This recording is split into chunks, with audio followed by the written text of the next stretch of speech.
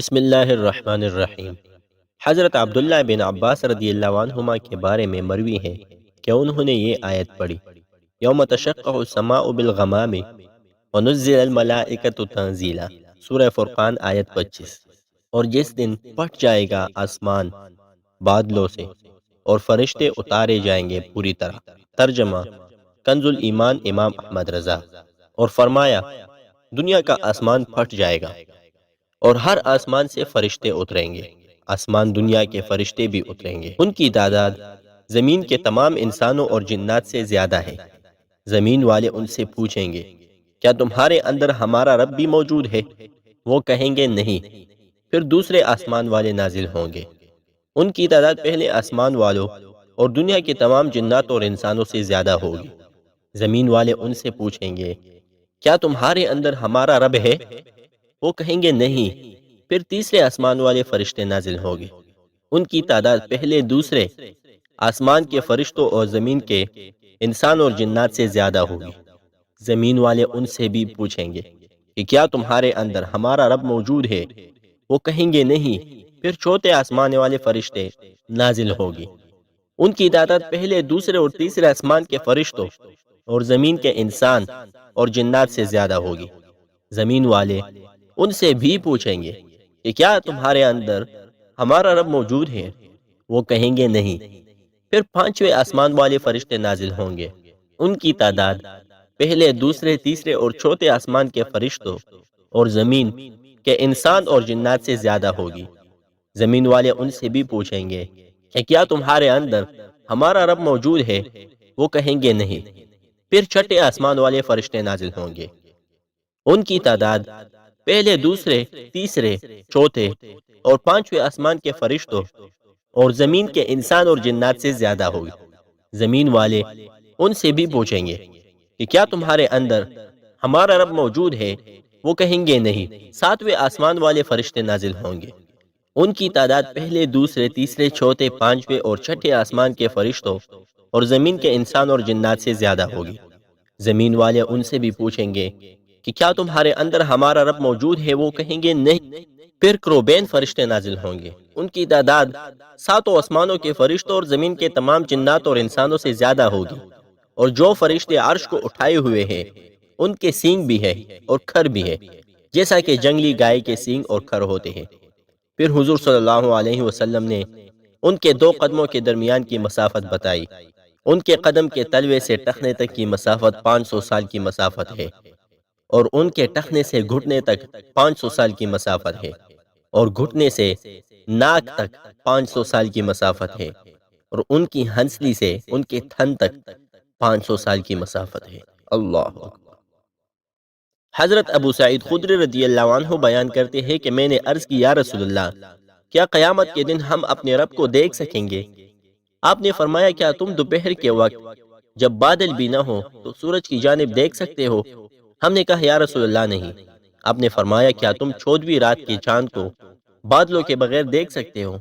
صحابہ نے کہا نہیں۔ آپ نے فرمایا قیامت کے دن جب تم اللہ تعالیٰ کا دیدار کرو گے تو اتنی تکلیف بھی محسوس نہیں کرو گے جتنا تم ان میں سے کسی ایک کو دیکھتے وقت محسوس کرتے ہو۔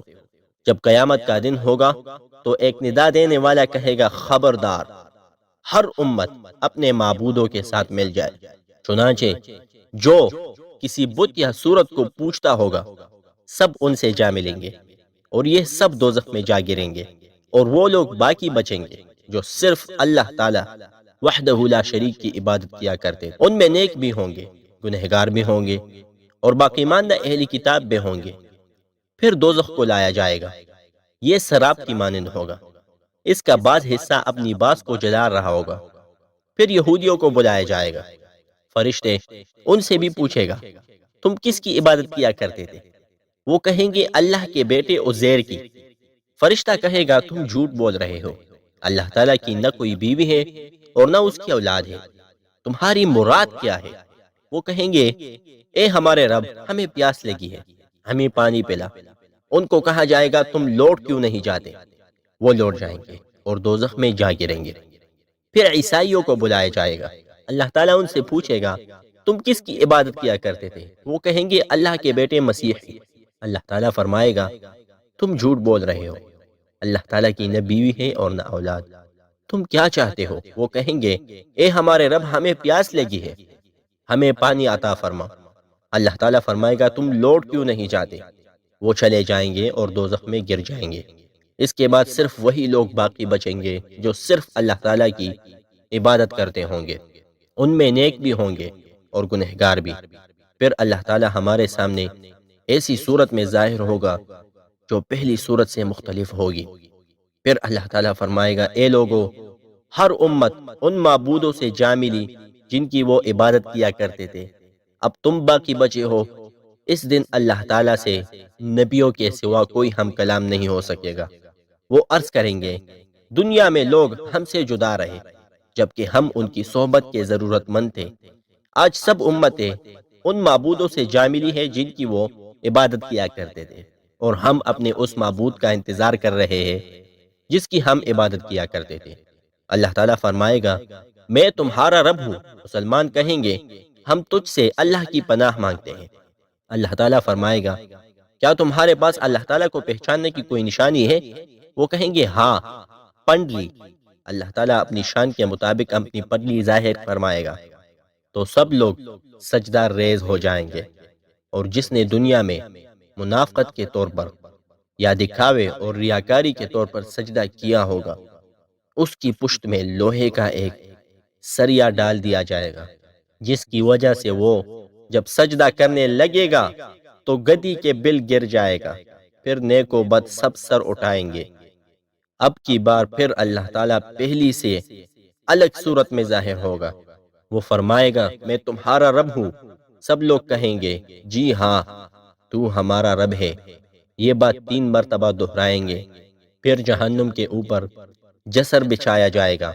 ہم نے پوچھا یا رسول اللہ، ہمارے ماں باپ آپ پر قربان ہو جائے، جسر کیا ہوتا ہے؟ آپ نے فرمایا ایک پل ہے جس پر پھسلن ہے، اس پر لوہے کے تیز کنڈے ہیں جس میں انسان پھنس سکتا ہے، اور نجد کے کانٹے دار پودے ہوں گے، ان کو سادان کہا جاتا ہے۔ اس پر سے مومن بجلی کی چمک کی طرح گزر جائیں گے، کچھ پلک جھپکنے میں، کچھ ہوا کی مانند، کچھ پرندے کی طرح، کچھ تیز رفتار گھوڑے کی طرح، کچھ عام سواریوں کی طرح گزریں گے۔ کئی لوگ نجات پائیں گے، کچھ لوگ سلامتی کے ساتھ نجات پا جائیں گے، کچھ لوگ زخمی ہوں گے لیکن نجات پا جائیں گے، اور کچھ لوگ دوزخ میں گر جائیں گے۔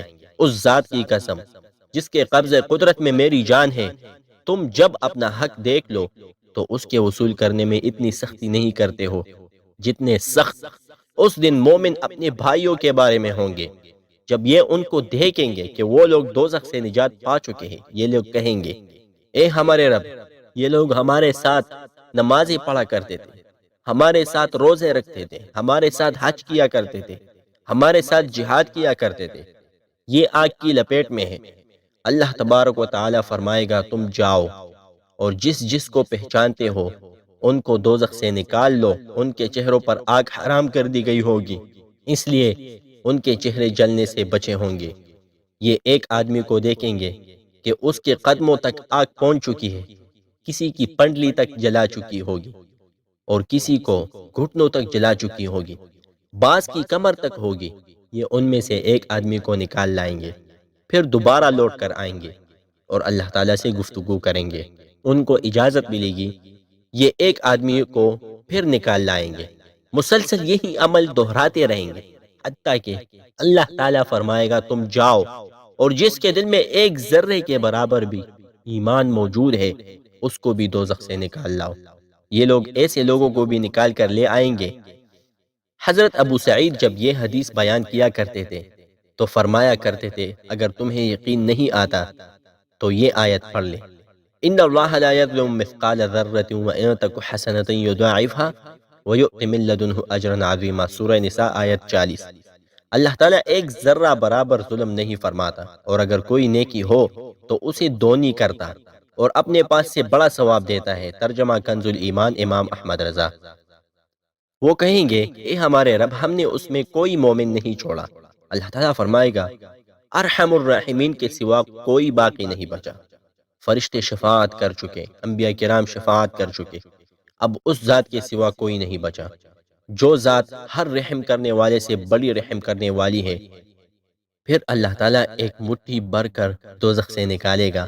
یہ لوگ جل کر کوئلہ ہو چکے ہوں گے، انہوں نے کبھی کوئی نیک عمل کیا ہی نہیں ہوگا۔ ان کو نہر حیات میں غوطہ دیا جائے گا، اس میں ان کے جسم دوبارہ ٹھیک ہو جائیں گے۔ اس ذات کی قسم جس کے قبضہ قدرت میں میری جان ہے، جیسے دانے گندم سیلاب کی تری میں اگتا ہے، کیا تم اس کو اور اس کے زرد سائے کو نہیں دیکھتے ہو، اور اس کے ساتھ سبز روشنی کو؟ ہم نے کہا یا رسول اللہ، شاید کہ آپ اہل مواشی میں ہوں گے۔ آپ نے فرمایا وہ اسی طرح اگیں گے، پھر وہ موتیوں کی مانند ہو جائیں گے، ان کی گردنوں میں مہرے لگائی جائے گی، پھر ان کو جنت کی جانب بھیج دیا جائے گا۔ جنتی لوگ ان کو دیکھ کر کہیں گے یہ جہنمی ہے، انہوں نے نہ کوئی نیک عمل کیا اور نہ آخرت کے لیے کوئی کام کیا، ان کو بلا عمل دوزخ سے نکال لیا گیا ہے۔ اللہ تعالیٰ ان سے فرمائے گا یہاں سے جو دل چاہتا ہے لے لو، تم جو بھی لے لو گے وہ تمہارا ہو جائے گا۔ وہ بہت کچھ لیں گے اور پھر رک جائیں گے اور کہیں گے ہم نے جو کچھ لیا ہے اللہ تعالیٰ نے ہمیں وہ عطا نہیں کیا۔ اللہ تعالیٰ فرمائے گا میں نے تمہاری منتخب کردہ چیزوں سے بہتر چیزیں عطا کی ہے۔ وہ کہیں گے یا اللہ، جو کچھ ہم نے پسند کیا ہے اس سے بہتر کون سی چیز ہے؟ اللہ تعالیٰ فرمائے گا میری خوشنودگی، ناراضگی کے بغیر۔